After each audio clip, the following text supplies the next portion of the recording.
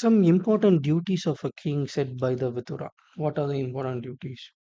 King should regularly monitor the following. King monitor what?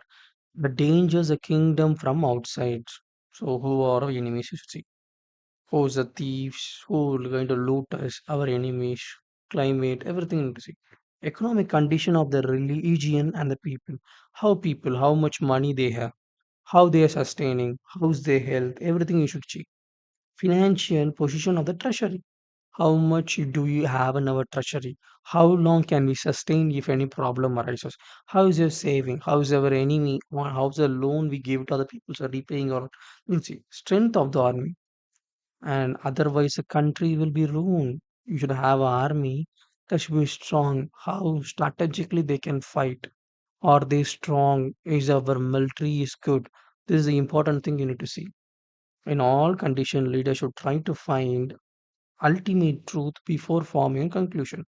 So the truth, not some truth which is not there.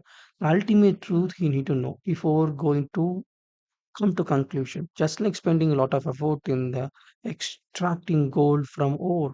So how the ore is due into many process and then the gold is being refined. Such a way many process to be done to find the ultimate truth before giving any conclusion over that.